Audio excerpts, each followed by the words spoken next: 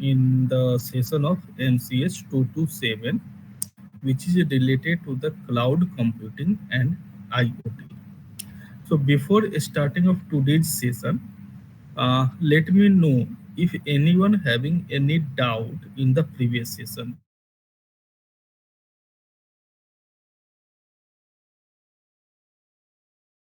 Yesterday. Hello. Mm-hmm. Ah, ha. Scaling means whenever we talk about the cloud computing, so cloud computing means someone else is basically organizing the number of the resources. So just as a customer, I am taking the services from the someone else who having infrastructure who is managing the lot of resources. Scaling, simple scaling means if suppose that I have requested for the 10 number of the resources and during the execution I came to know that I need 5 more resources, the same copy of the 5 more resources. So at the time of that execution, I am just scaling up my demand. Similarly, I may scaling down my demand. So scaling means flexibility of the number of the resources required for the execution of your program or your task. Anyone else? Virtualization simple meaning that virtualization basically it hide the underlying hardwares. See what is happening whenever we run software always requires some specific hardware. All the softwares require some specific configuration of the hardware. If suppose that I'm interested to run one particular software for which the hardware requirement is not available with me, whatever the hardware requirement in order to execute the softwares, that hardware configuration is not available in my system, then what I may do, I may go with the virtualization software which will hide the hardware architecture, the available hardware architecture to the particular software, so that the software may execute. Uh, okay, anyone else? These are the general terms. We will discuss in the detail. Your basically your blog is discussing in detail about the virtualization and all other techniques. So if there is no doubt, so should we start the session now? So before start, yeah, okay, thank you. So before starting of the session, could you please confirm with that whether you are getting my voice and the screen clearly? Uh, okay, thank you very much. Let us start with the session today. So in the last session, we have discussed about the different category of the cloud computing. We have seen about the private cloud, public cloud, and the hybrid cloud. So once again, just a small recap from the public cloud. So public cloud means a kind of a cloud service which is basically available to general public. Anyone can access the cloud facility by taking the anyone can access the cloud services just like that. Amazon cloud service or the Google company offer the cloud service. These cloud services are freely available to anyone, so any public can join just by creating a kind of email ID or just kind of whatever the registration procedure are there. So any public may register themselves to access the cloud services provided by the some those kind of the cloud computing companies which is freely available to the public. So that falls under the category of the cloud, public cloud. So, and we have seen the example of the public cloud yesterday. Now the private cloud. So in the case of the public cloud, obviously a lot of public will be there. So definitely, it is not useful for the some kind of the secret work or the private work. So in the case of the cloud services, to be available to the some particular organization or to the to the employee of the some particular organization, Then we go with the private cloud.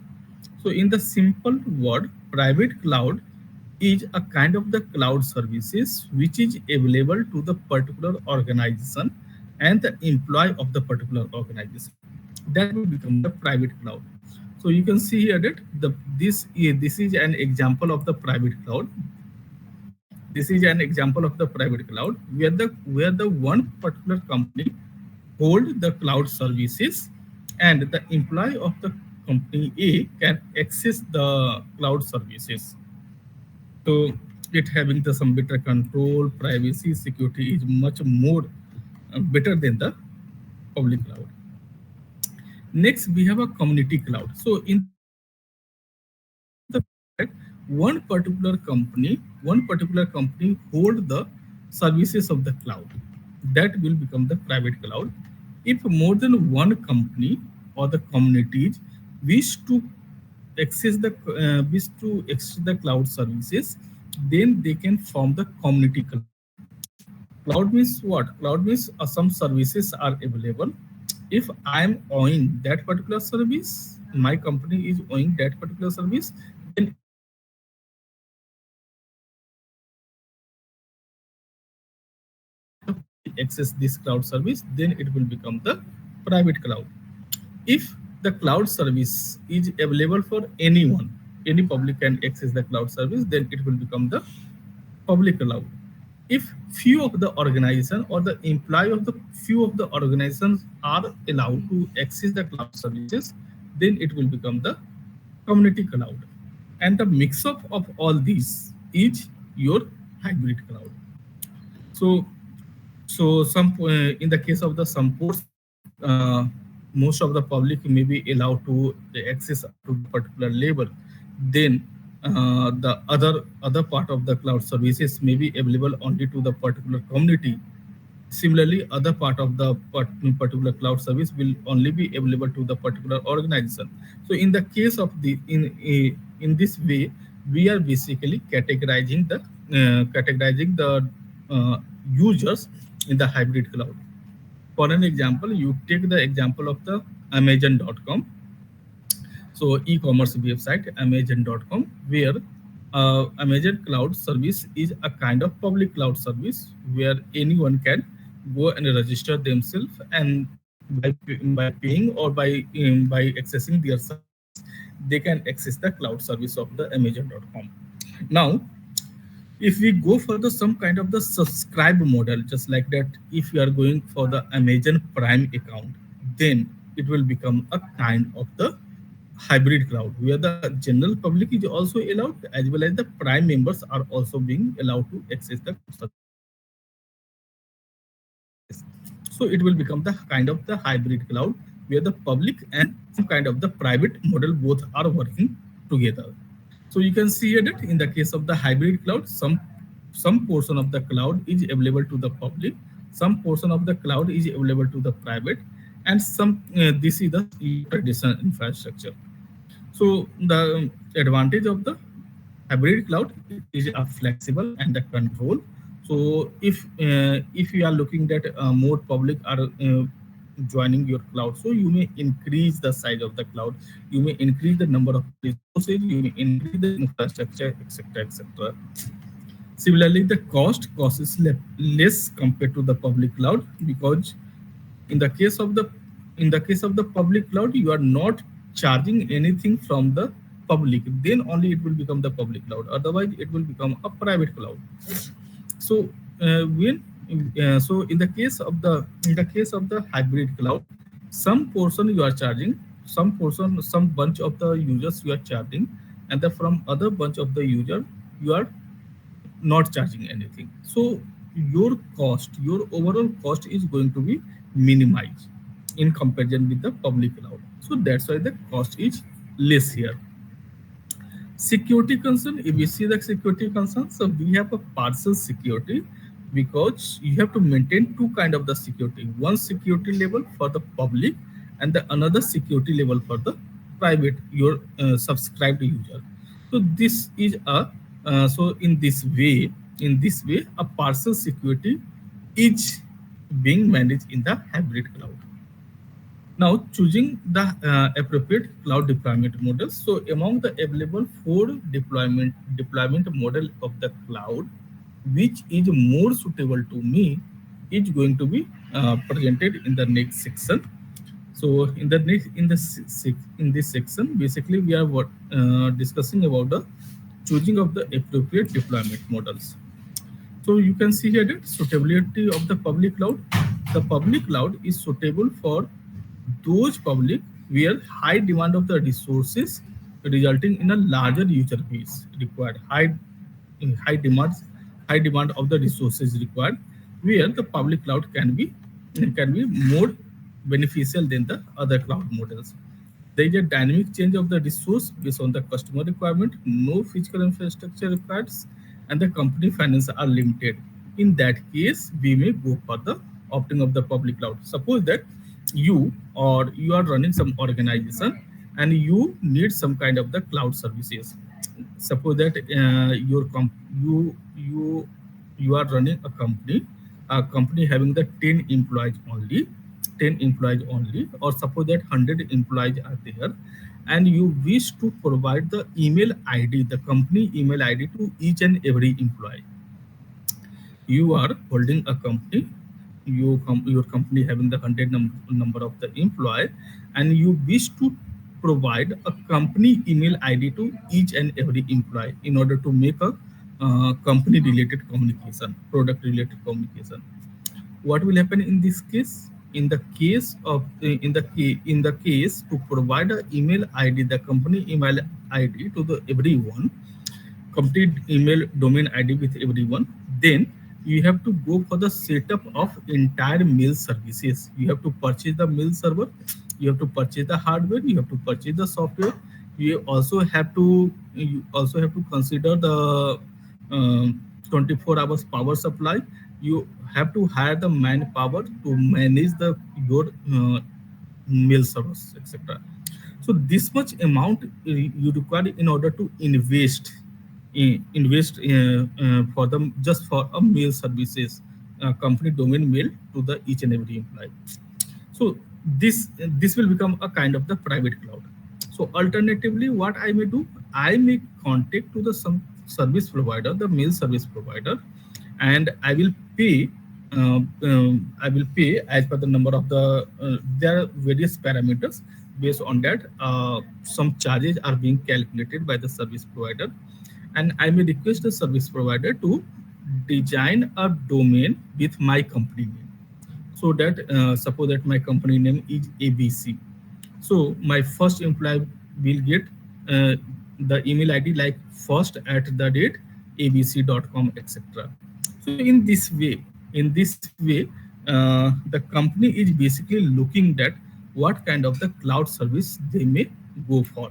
So if your company having the limited finance, you have a limited infrastructure, not a big infrastructure, then definitely that kind of the company may go for the public cloud. Where it is not, if where the public cloud is not appropriate, if you have a critical to maintain a high level of the security. Security is always because you are going with the public cloud, you are going with some kind of the public infrastructure, then a security is always a one major concern.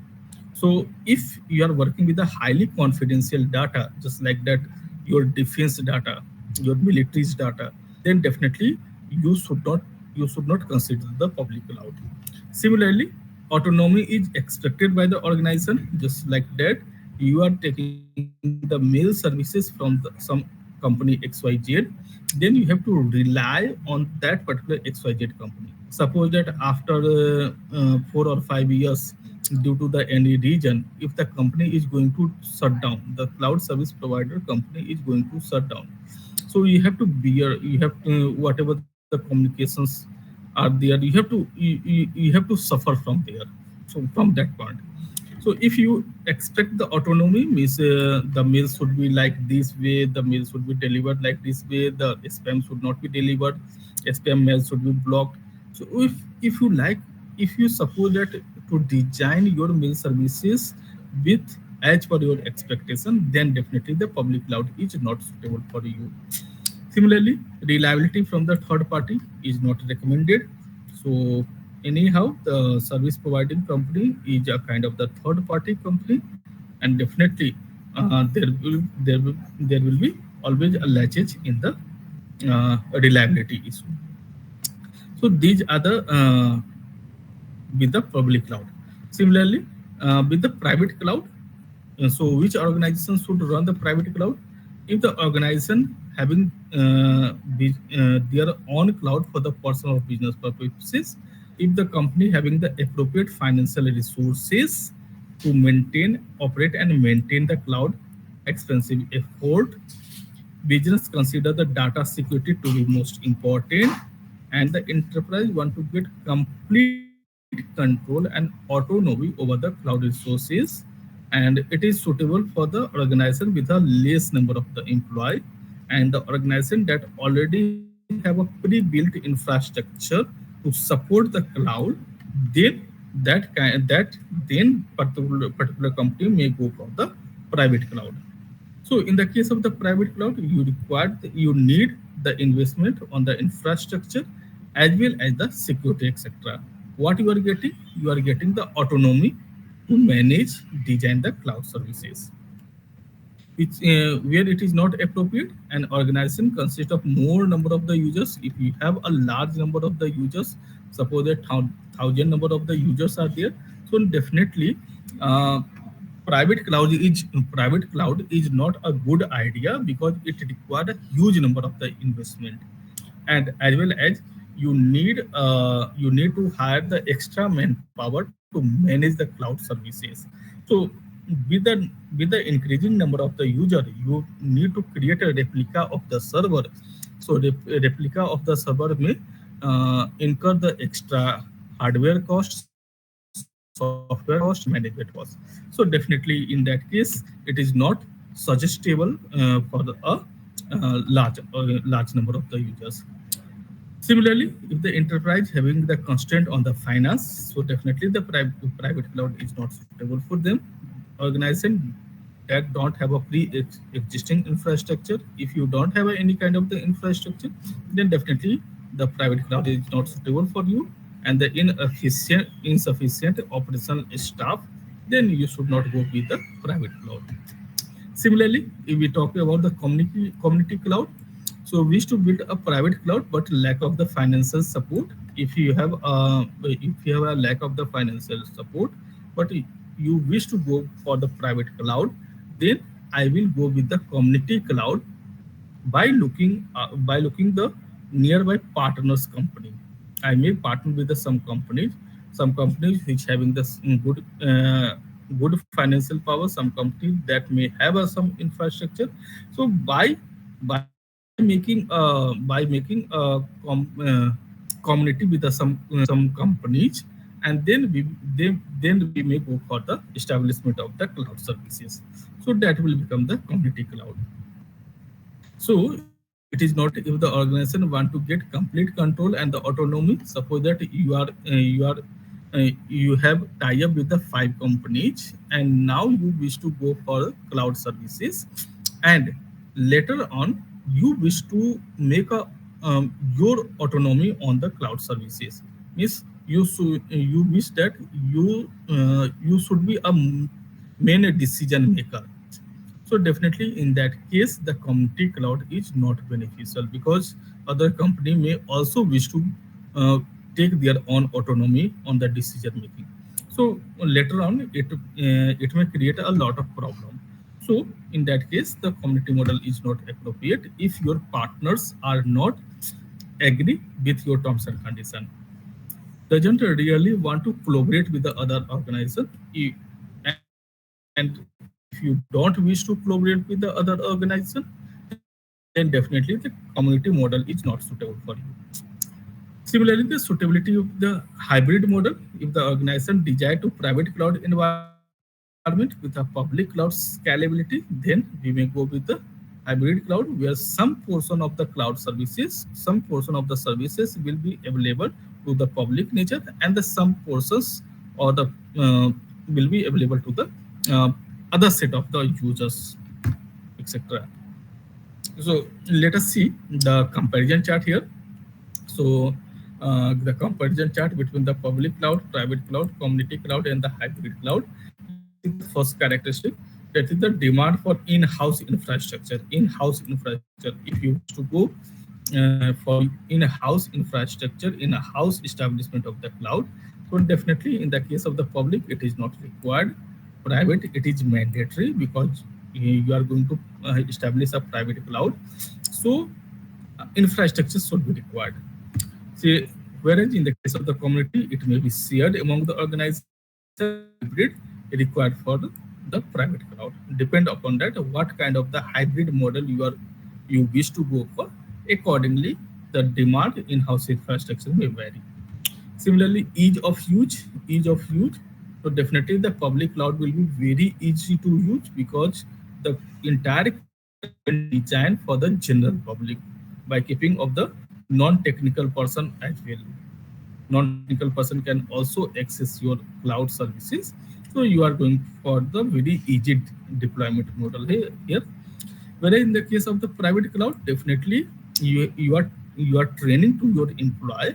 So you may design your own private cloud, which may not easy in comparison with the public cloud because you are training your employee. So you may skip some of the basic details, etc.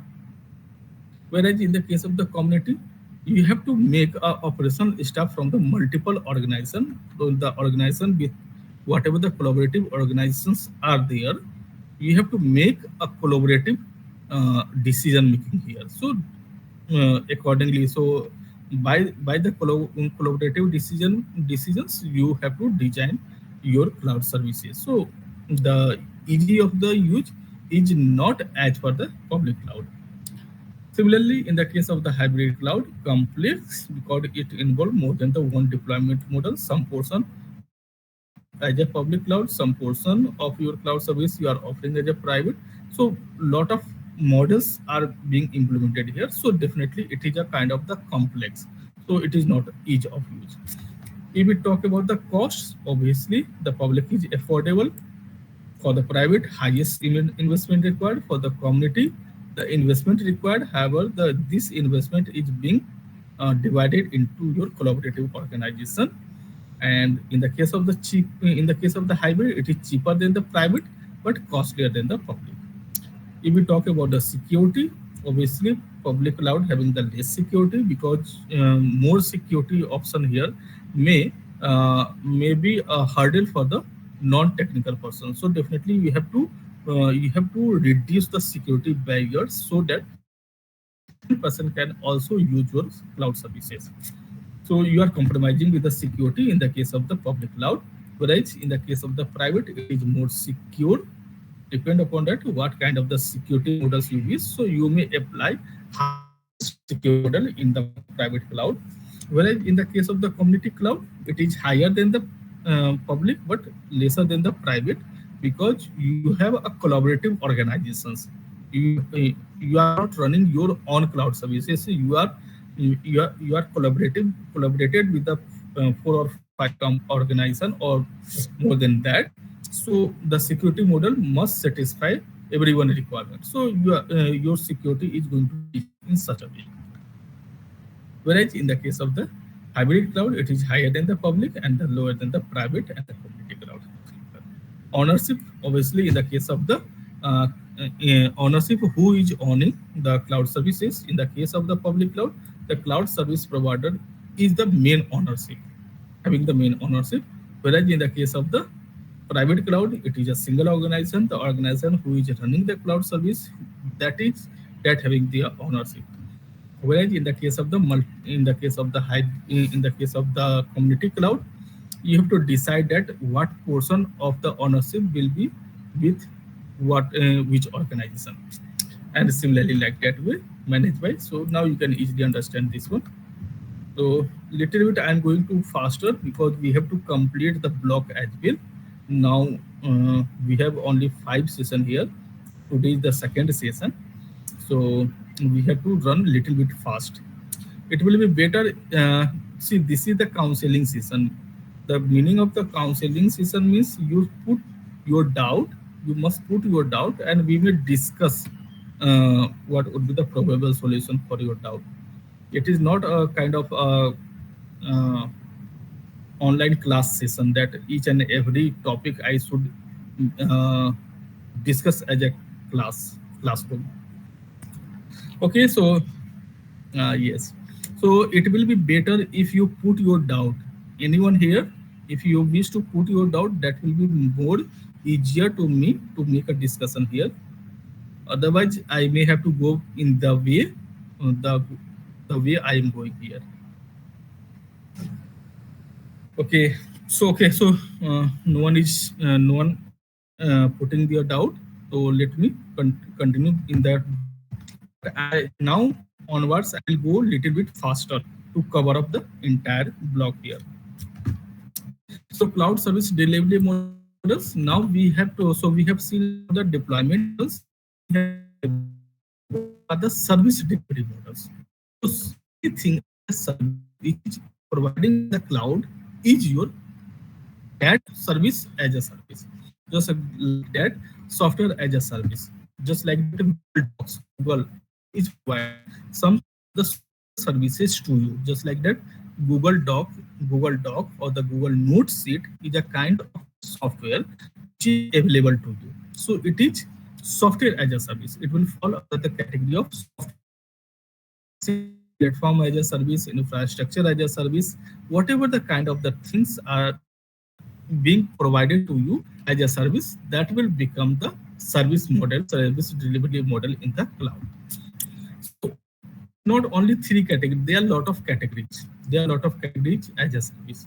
Anything, software as a service, platform as a service, antivirus as a service, um, any kind of the things you just assume. And if the cloud service provider is providing that service, that will become that thing as a service. So you can see here that software as a service, if you are providing the software as a service, just like that Google is providing software as a service, so it will become the software as a service. Similarly, the Google is also providing the mail services to mail services. So suppose that I have an organization, I have 1,000 employee, and I wish that every employee must have their own my company domain ID, domain based email ID. Then definitely the Google, I'm going with the Google because I don't have enough infrastructure as well as the finance to establish my own mail server. So I will go with the Google Cloud Service Provider, Google Mail Service Provider, and I will make a collaboration with the Google, and the Google will charge something with me, and Google will the part of their infrastructure, the Google infrastructure, the part of the Google company infrastructure is devoted to me. So that will become infrastructure service. So definitely the Google will charge with me. So that infrastructure as a service, online on demand virtualized infrastructure. During the execution of the program, during the execution of the services, what are the different kind of the infrastructures required, that infrastructure is going to be provided by the cloud service provider. So that is the on demand virtualized infrastructure. They are not setting the entire mail server to your organization premises. The infrastructure is available to the Google. You will never know that where is the location of the mail server which will go to your organization. It may be in the USA, it may be in India, it may be any part of the world. So you must know about that. So that's why this is known as the on-demand virtualized infrastructure. Actual infrastructure is not provided to you. The snap of the infrastructure has been provided, and you will never know that where is the location of the infrastructure. So that's why this is the virtualized infrastructure. Similarly, so any kind of the infrastructure, like you need a computational infrastructure, or you need a storage infrastructure, you need a load balancing infrastructure, whatever the kind of the infrastructure is required. Advantage, you don't need to set up the entire infrastructure in your premises. So charging based on the usage, reduce cost, elastic resources, Yes, today you required, today you have a thousand number of the employee, so you are taking the thousand number of the employee mail services. Tomorrow you may have a 5,000 number of the employee. In the next year you may have a 5,000 employee. So you may increase or the you you may increase or the reduce. So that is the elastic services. Better resource utilization support the green IT. Similarly, limitation security will be the one of the major issue always, because you are taking the infrastructure services from the some other service provider, so you have to rely the security principles applied by that particular one. They will confirm you that okay, we will provide every kind of the security, but you have to rely on their security services. You cannot deploy your own service model there, a security model there. Interoperability issue. Today you are going with the Google. After 1 years, you have found that some other company is providing more cheaper services than the Google, and now you wish to jump to the new. You wish to take services from the new company, so it will always be a question mark that whatever the data backup is available with the Google, that will be transferred to the new company or not. So interoperability is always a challenge. Performance, etc. So some of the example of the infrastructure as a service providers company name, like Microsoft is Azure, Rackspace, AWS is by the Amazon, and Google Computing Gen, etc. etc. Similarly, platform as a services, kind of the things I'm just skipping, just a little bit I will discuss here. Just like that, yeah, platform as a services, you are required the programming language, yeah, in order to go for the Microsoft .NET programming. If you wish to go for the C# programming, you are expert with the C#, and you need a C# or the Visual Studio software package.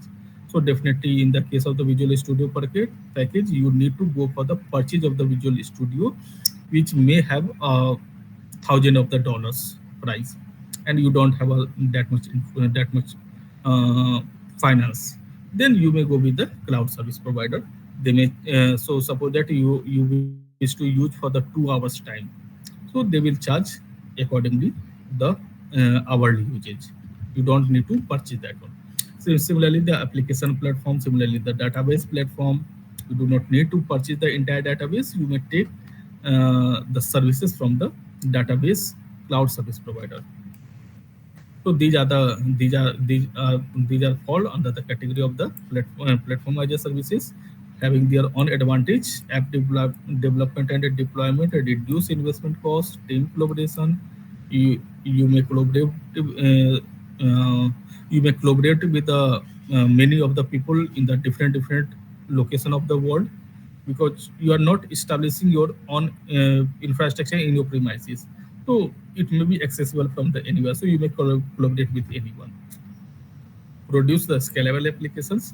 Limitation: vendor lock-in. For whatever the amount of time you have purchased, the vendor is bounded to provide the services for that amount of time only. Otherwise, you have to pay higher. Otherwise, the vendors may lock your services. Security problems always less flexibility, depend on the internet connection is the one that will play a major role in the cloud services. If you have a lesser speed internet connection, probably you may not get the uh, full-fledged cloud service to your doorstep. These are the some of the example of the past. Similarly, the SaaS, software as a service. So you can see here that whatever the softwares, ERP software, CRM software, social media softwares, document management software, email services, etc. These will fall under the category of the software as a services.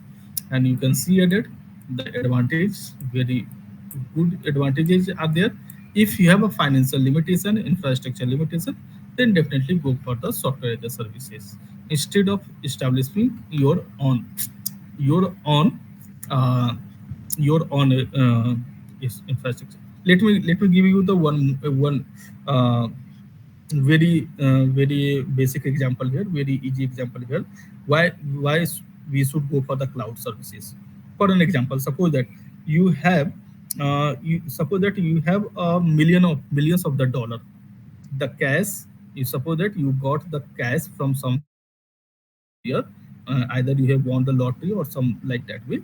Suppose that you have a $1 million in cash. So what you will do? Definitely, the keeping of the $1 million cash in your house is not safe.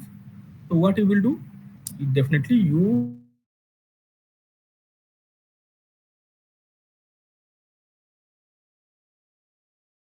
you will deposit your this cash. So what I am taking? I am taking the management service from my bank. That is the kind of the service that I am taking from the cloud service. So I will deposit my cash in the bank, some particular place there, or I have to establish so this in this way you can correlate with the cloud service provider why it is now being implemented the cloud service in the infrastructure of the software sector. These are the so you can see at it. So infrastructure service, software as a service, and etc. So others. So I in the beginning I told you that that is not the basic number of the service something as a service. There might be anything which you are getting as a service that will become that some that thing as a service in the cloud. Just like network as a service, desktop as a service, storage as a service, database as a service, data as a service, security as a service. Anything you may assume that thing that could be a kind of service. So that will become a part of that as a service. So let us see the architecture. So now let us see the architecture. So you are the client here. You are the client. You wish to access the okay.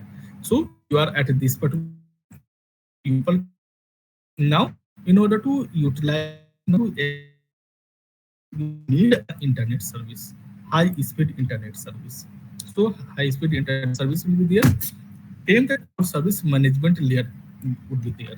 So user layer is there, user layer, then the internet layer, the connectivity layer, and then the cloud service management layer.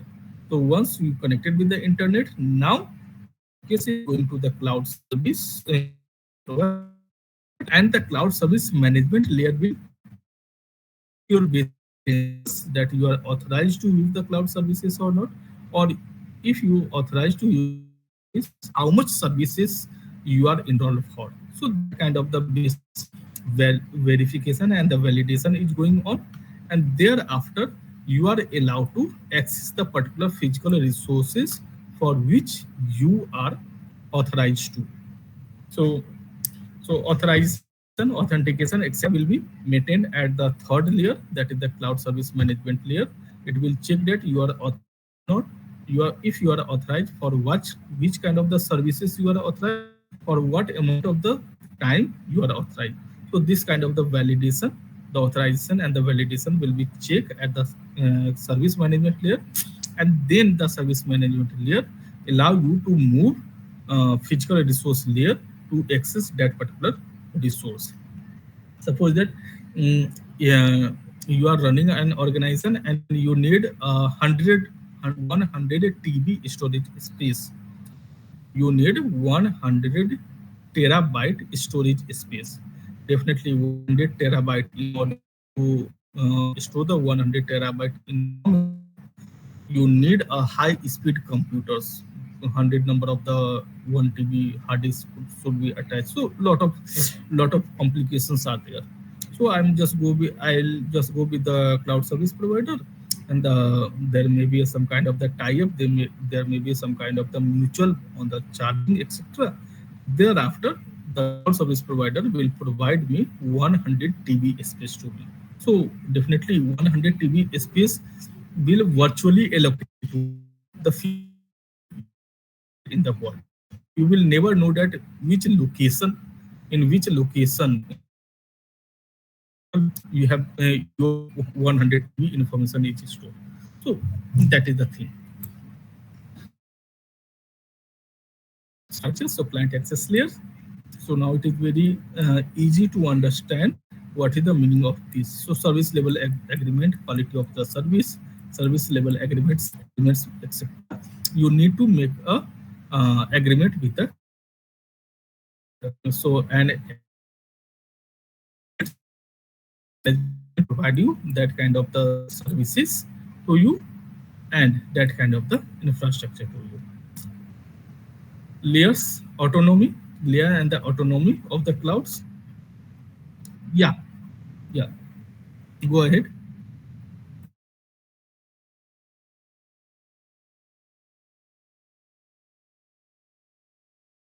Okay.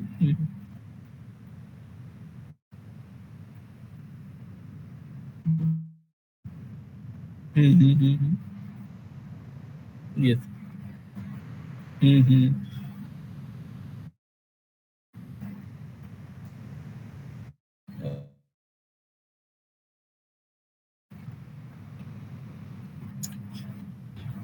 Mm-hmm. Mm-hmm.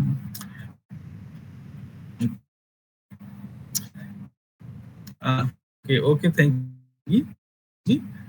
It is possible. What suppose that whatever query from the micro service provider, then you have to use either you know that the services is going to provide to you completely or not, or you may need to take a help from the third party. So just like that, suppose that I purchase 1 Gbps link connection from my internet service provider. So that internet service provider, I have purchased 1 Gbps link. So it might responsibility to check whether the 1 Gbps link is actually being provided or not. Then you need to you may claim to the service provider that you are not getting the sufficient connection here. So for that one, either you need to utilize, either you need to install a specialized software to monitor this one, or you, if you know about that one, if you don't know about it, you are not technical expert, then you need to go with the third party, someone else who know that how to check that how much connection you are getting, how much data you are getting.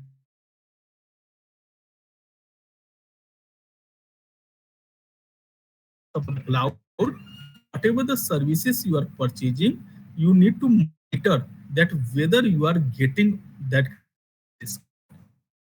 For that one, you should be a technically sound to monitor this. We have some specialized software to monitor all these things, or you may take the help from the third party, just like that. Okay. Anything else, Ogji? Okay. Anyone else having any doubt? Anyone else? Please put your doubt. If you really wish to discuss, No, you may sir. put Thank your you. doubt from. Okay, thank you. So let us proceed further. So we have our next discussion about the layers and the anatomy of the cloud. So what does it mean that we have a software as a services, platform as a services. So anything as a services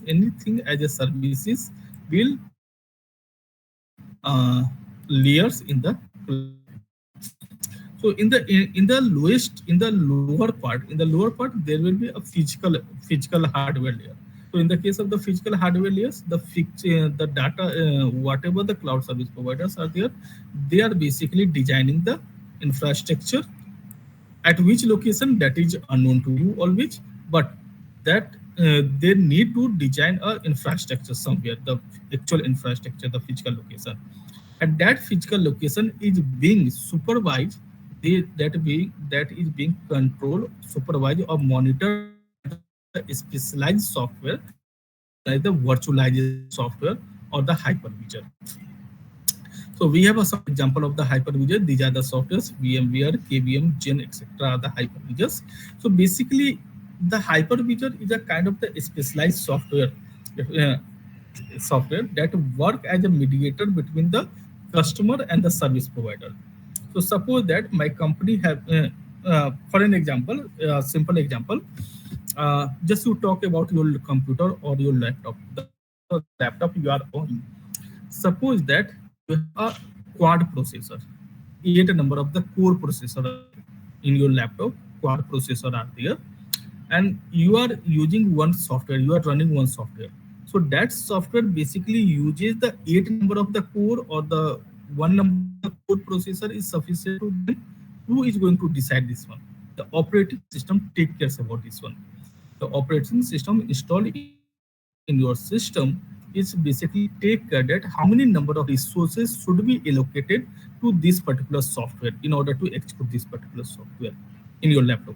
Similarly, in the cloud environment, whatever you have demanded, whatever you have demanded, as per your demand, how many number of the resources should be allocated to you is going to be controlled by the specialized software that is known as the hypervisor software and the virtualization that is known as the virtualization here. So hypervisor is a specialized operating system for the cloud service provider, which basically manages the hardware or the internal hardware layers, etc. Management of the hardware layers, etc. So, so anatomy. If you see the anatomy, so we have an application and the platform, the infrastructure, and the virtualization. So application means the pathway through which you are allowed to enter into the cloud services platform, which basically allow you to the some executable platforms provided by the execution developers. So means the pathway. The first you have logged in, then you are getting your desktop or the a snapshot of like that way. From there you are choosing your services. From there you are choosing to your resources. So that is the layering. That is the anatomy of the cloud. So is the optical hardware. So network connectivity in the cloud computing. So public inter-cloud networks, some kind of the virtual private networks should be there. So whenever you are accessing the cloud services, a kind of a VPN service is going to be activated. VPN means virtual private network. Virtual private network. VPN means once the authorization and the authentication has been taken place between you and your service provider, then there will be a separate virtual link is going to be provided in order to deliver your services. Virtual link means a kind of the reserved internet link is going to be provided to you. If you know about the virtual private networks, then it is very easy to make a correlation here. Otherwise, you just assume that you have provided a special path, the reserved path in between you and your service provider, so that whatever the services are coming or whatever the information going to your side, it's going to be one of the dedicated path. If you are layman with the VPN, otherwise the VPN is going to be designed here. So public intercloud, so private intercloud, so the specialized VPN services will be there. Public intra-cloud, so public intercloud means one cloud to the other cloud. So quality of services are the prime factors here. So in that way you can easily see here that so just as some kind of the service level agreements, some kind of the SLA and the QoS is going to be play a major role between the different kind of the interconnecting of the cloud service. So that is not a big deal. You can easily go here. So this is the end of your unit 2. Let's quickly go to the unit 3. This unit 3 is basically discuss about the resource virtualization.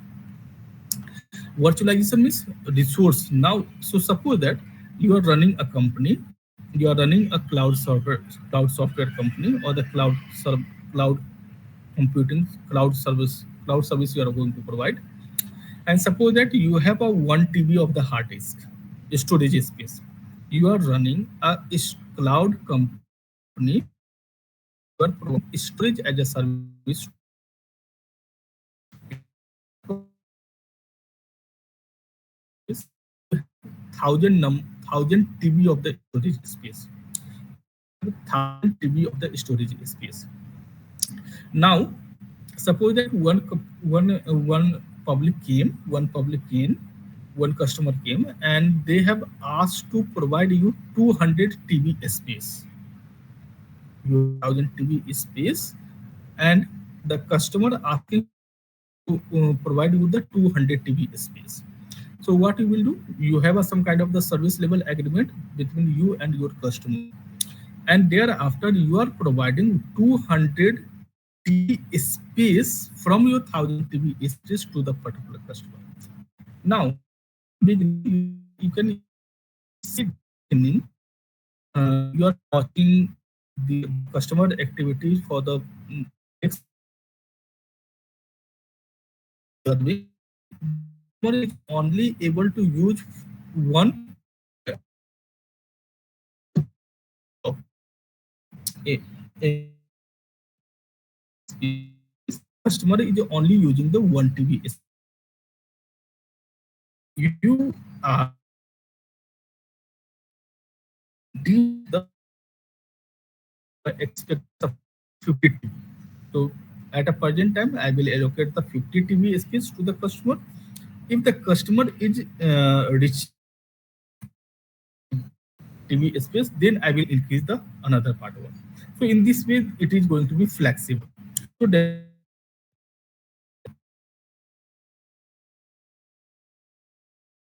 is the resource virtualization.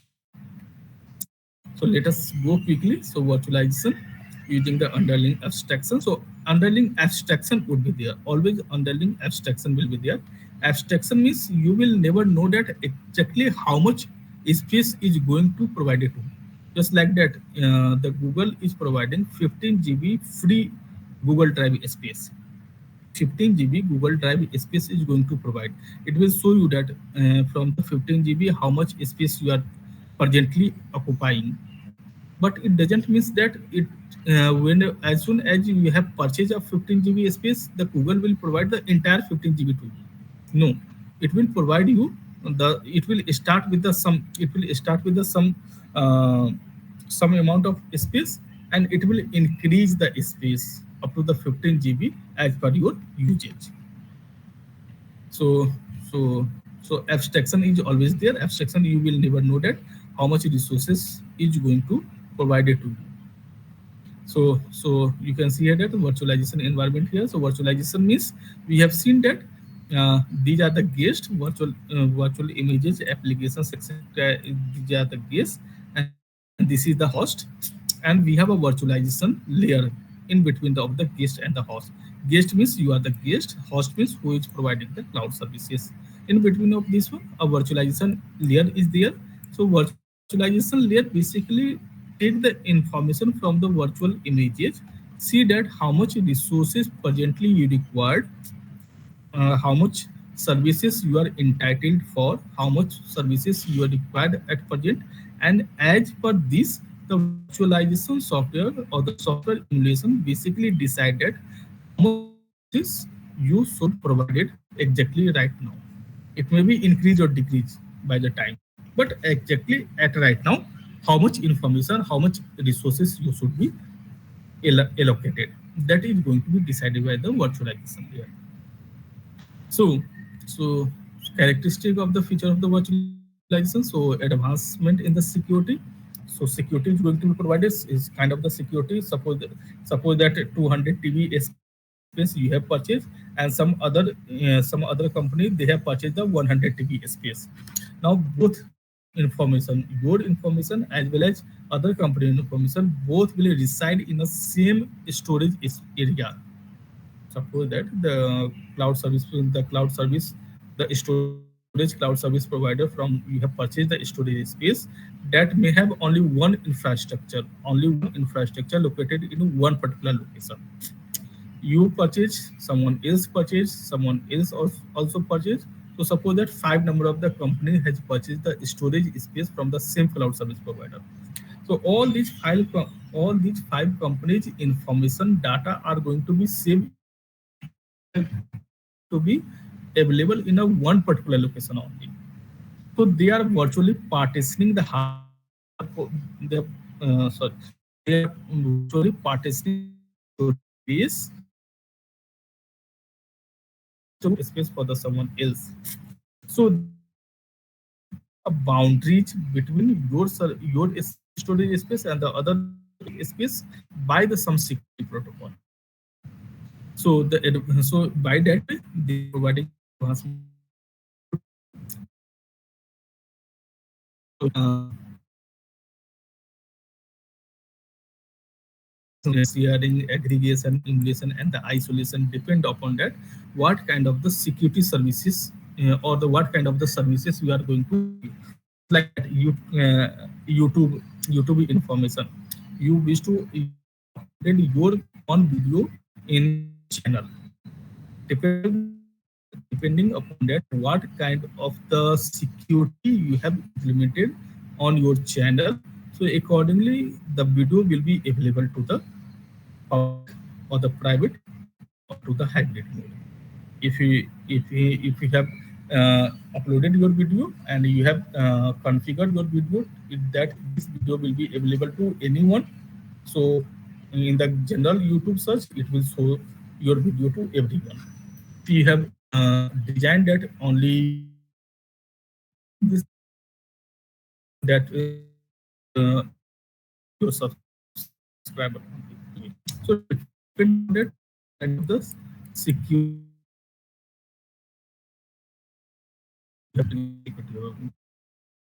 managing of the execution, so sharing, aggregation, emulation. You just go through this one. You may easily understand that what is the meaning of this one. So just like that, isolation, virtualization environment enables guest virtual machine to run in isolation. That particular virtual machine is only devoted to you. If the isolation facility you have went for. So isolation means that virtual machine that we will not serve any other customer that is dedicated to you. So depending upon that, accordingly we have made you between you and your service provider. Aggregation, isolation, etc. Provided here. Provided so virtualization on the education environment, on the storage, on the network. So any kind of the services which is going to be provided by the cloud service provider will require a virtualization. So some of that process level virtualization. So it is a application level or the programming level basically what kind of the services you have procured and what kind of the SLE you have made. So accordingly, they is going to be provide you the particular things. So just like that way. So advantage of the virtualization. So now you can see at it. So this is your so now you just so the traditional your computer or the laptop you may have. So some application softwares are there, some operating system is there, and some hardware is there, and you easily know that from your computer organization architecture and operating system point of view. So operating system is the mediator between the application and the hardware. You have MS Word, Excel, print command. So these are the and you may attach the hardware printer also. You may attach the hardware system. So that basically operating system in between your organization and the hardwares of the application software, and this information is used to get it print on the paper. Similarly, in the virtualization layer, here we have a snapshot of various operating system here. The virtualization software, virtualization we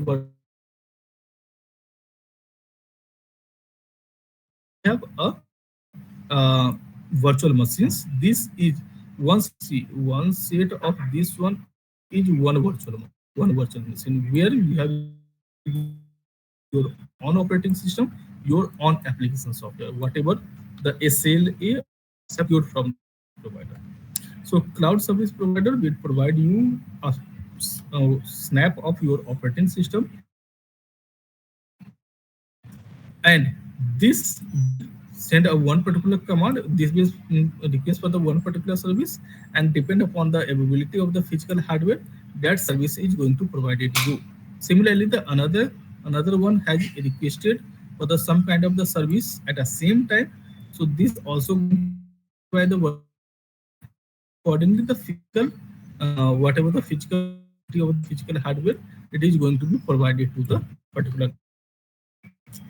So in this way, the virtual architecture works on. So so you can see the virtualization, our needs, our cost, availability, etc., resource efficiency, easier management, faster provisioning, etc. You can easily understand here that these are the benefit of this one. So machine or the server virtualization. So hypervisor, para-virtualization, full virtualization. Para-virtualization means some portion you have virtualized, some portion you have not virtualized. Para-virtualization. Full virtualization means the entire hardware is virtualized. Similarly, the hardware-assisted virtualization, kernel. If you are going to kernel level virtualization, in the kernel level virtualization operating system. So if you know the concept of the kernel, the role of the kernel operating system, then you can just easily correlate with that one. That will become the kernel level virtualization. So advantage, you can see here, and security issues and the availability of the hardware issue. Advantage, the mm, multiple number of the multiple accessing from the multiple location at the same time. That will be one of the great advantage of virtual environment, the cloud services environment. So by this way, so now come to the hypervisor. So hypervisor, also known as the virtual machine monitor.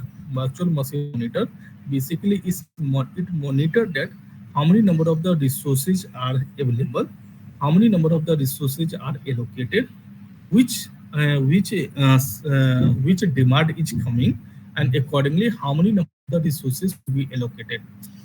If you recall the banker's algorithm from the operating system subject, you can understand that you just make the assumption here. You just assume that whatever you are demanding for your traditional computer, for your laptop or the computer, whatever the resource you are demanding, how the operating system manages the memory, how the operating system manage your memory, that is the availability of the allocation of the RAM, the allocation of the hardwares, other part of the hardware, etc. How the operating system take control over the allocation and the deallocation of the uh, available hardware or the software. In the same way, the hypervisor is a kind of operating system, the advanced operating system. Hypervisor kind of the advanced software which basically control that which how much resources should be allocated to one particular user, or the some user has demanded some resources which is particularly not available because that resource is occupied by somebody else. So accordingly, the hypervisor will make some kind of the algorithm.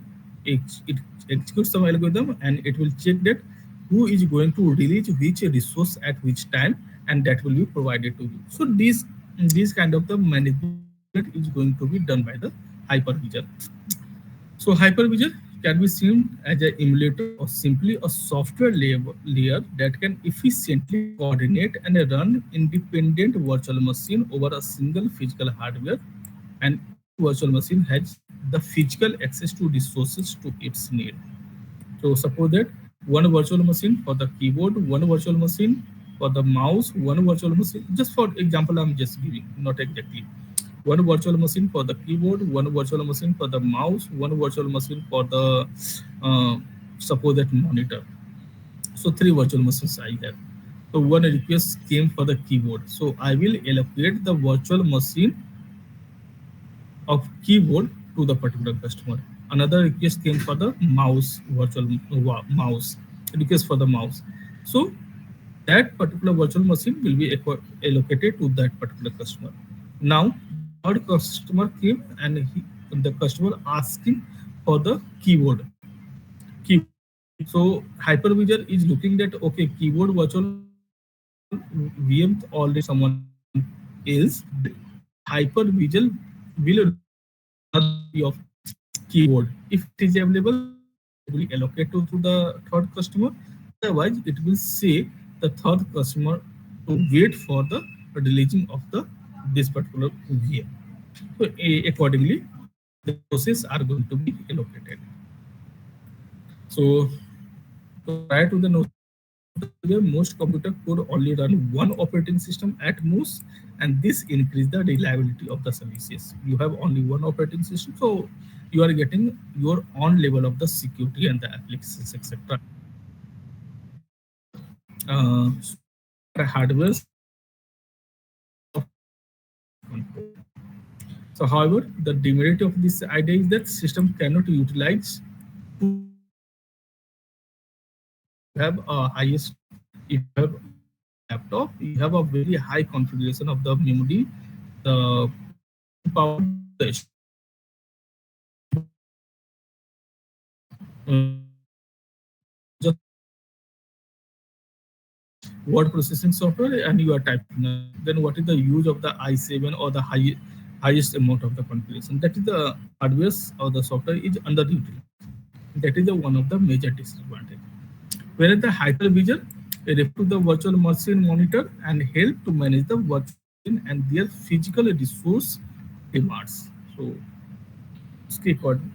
accordingly, it may accordingly the hypervisor may give so it is not necessary that only single virtual machine will be there. A thousand of the virtual machine VM would be there, depend upon the configuration, and accordingly the VMs are going to be allocated to the particular customer. For an example, suppose that I have a 1 TB of the storage space. I am the I am the cloud service provider, and I have 1 TB storage space. I may partition the 1 TB storage space into the 1000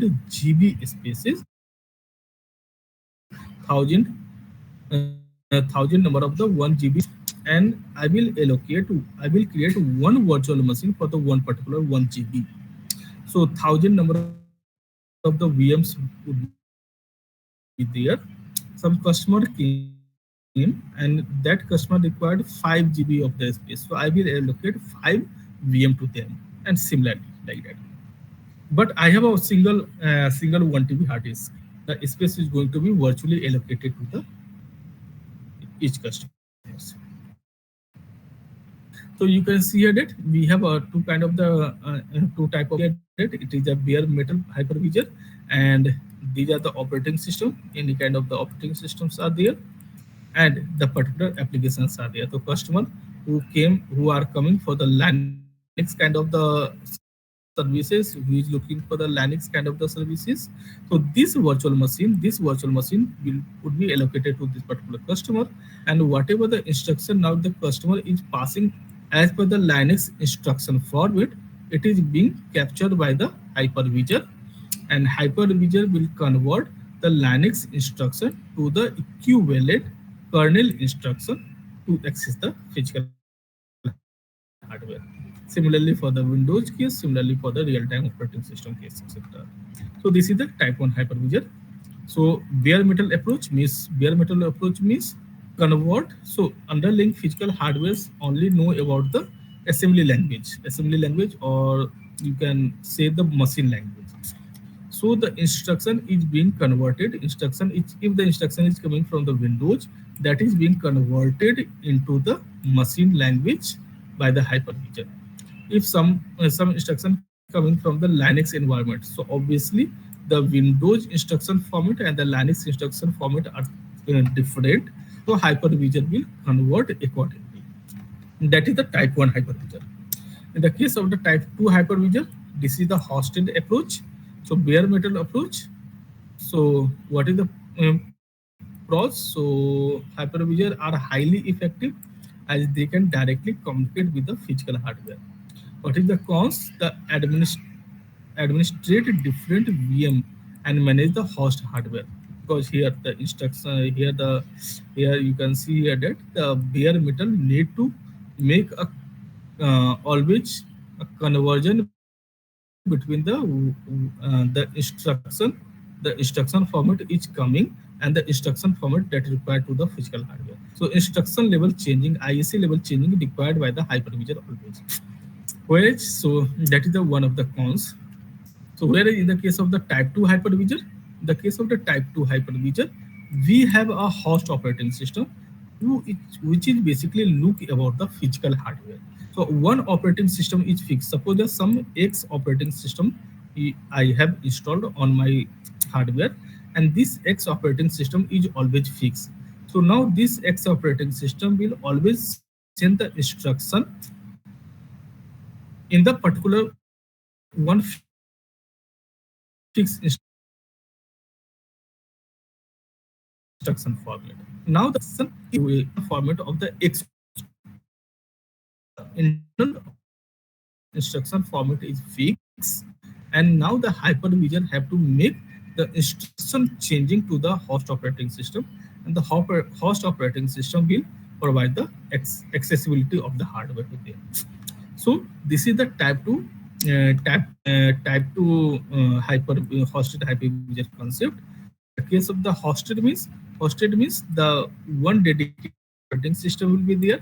So one kind of the instruction format is always fixed. That is the advantage of this hosted hypervisor. However, this extra cost to support. So so you can see that from a type 2 hypervisor allow for the rapid and easy access to the guest operating system, because the one instruction format is always fixed. The guest operating system, the host operating system instruction format is always fixed, and the host operating system directly accessing the hardware. So the guest only have to talk with the host operating system, that instruction changing is taking place here. While the type 2 hypervisor, where the type 2 hypervisor have to have more overhead because they always need a host operating system in between of them. So that kind of the cost is there. So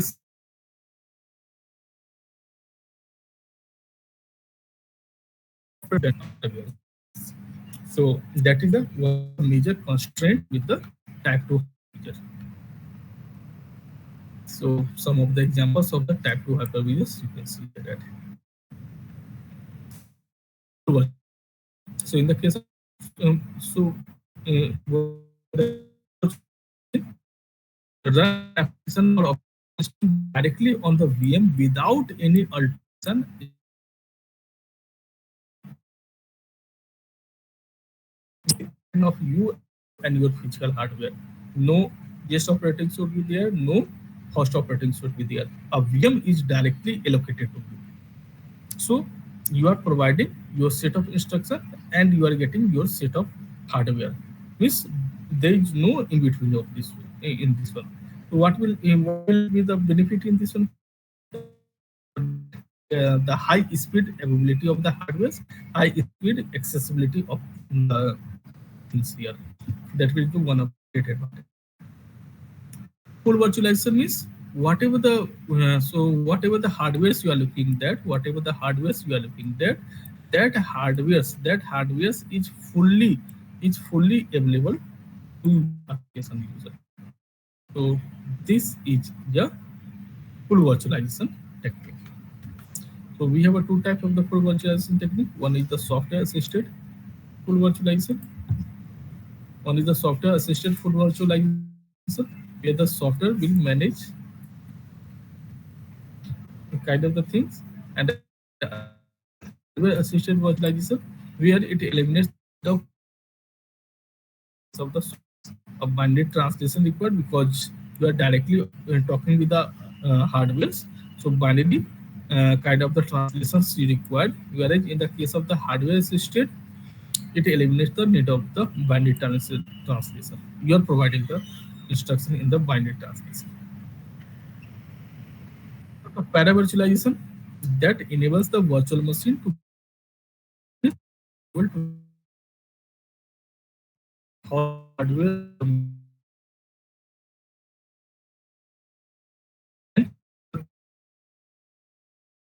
communication softwares and the virtualization hardware.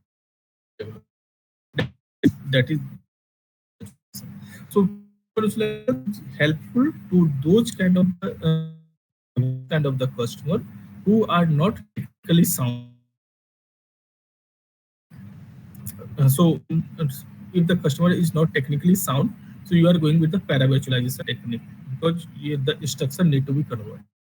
So uh, your cloud is supporting the layman, public, etc. Whereas in the virtualization, you should be and the great advantage or the disadvantage, whatever you may assume here, that is the associated with the full virtualization and the paravirtualization. They both their own advantage, merits and the demerits. So other virtualization, we have a network level virtualization, storage level virtualization. We already have seen and like operating system,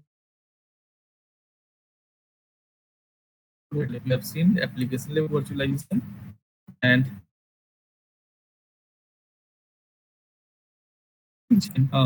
the hypervisor and the gens most popular kind of the hypervisor in the market we have, and both in their own set of merits and the demerits. You can see here that. So that is the end of block one. Okay, now the time. So we have end of the session as well. Okay, so let me stop the session here. Tomorrow we will start with the block two, and I will try to quickly finish the block two because tomorrow anyhow we have to start the block three, the IoT. So I'll request it's my humble request to everyone that kindly go through the block two. You just download. If you don't have a block two, just download the block two from the eGAN course and kindly go through the materials, the topics available in the block two. So it will be very easy to make a conversation between you and us. Okay, so now the session is open for the question answer round. If anyone having any doubt, any question, you may unmute yourself and you may ask. Or if you don't have a mic, you please type your question in the chat box. So the next, thank you, Silvers. Thank you, thank you very much. Okay, so no doubt or the question is coming. So thank you, everyone for listening very carefully and thank you.